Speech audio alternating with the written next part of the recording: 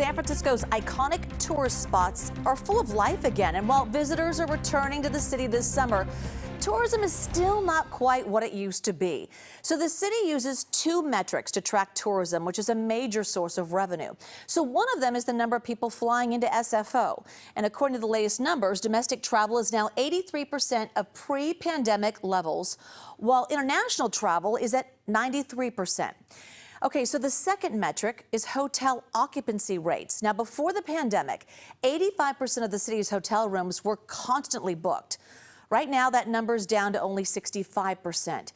And it's not only hotels. Airbnb hosts are feeling the pinch. In fact, our Itay Hod talked to some renters who are waiting for their summer booking calendars to fill up.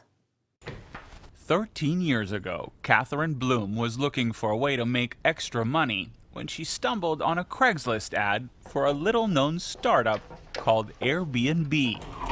It was so new that when she signed up, she was only the 36th host in San Francisco. Having this extra stream of income just is a cushion that really helps. It's been a real godsend, in fact.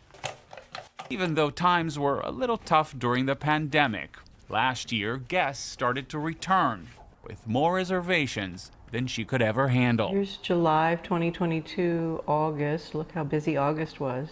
September was good, October was good, November. But these days, her home, which she affectionately calls the nest, is empty. And now here we are, July of 2023, August, September, October, November. The few people who inquire, she says, are hesitant to book because of safety concerns. People are saying, oh, it's a terrible place and there's crime everywhere. I think that that's unfortunately had an impact on people coming to visit. San Francisco, a city some say is in steep decline because of crime, homelessness, and drug use. As the city faces a barrage of bad news, some Airbnb hosts say it's having a direct hit on their bottom line. This is the end of July and August, right here. A lot of white. Keith Friedman is the owner of Hostwell, a company that manages more than 40 short-term rentals in San Francisco. Last year, he had over 96% occupancy.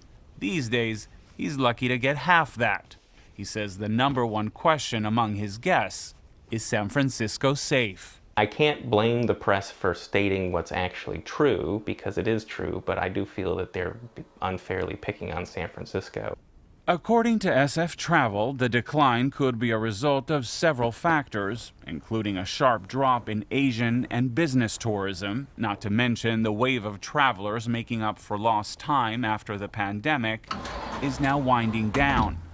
The good news, visitor volume is expected to exceed 2019 levels by 2025, but that may be too late for hosts like Catherine, who may have to move if things don't turn around. This is home, so to have to, at this stage of the game, rethink what has been over 40 years of my existence is terrifying.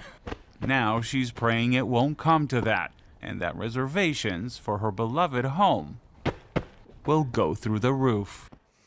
Airbnb would not say whether the number of bookings have gone down, but the company did say that the average salary for Airbnb hosts in San Francisco is now $26,000 a year, up from almost $19,000 in 2019.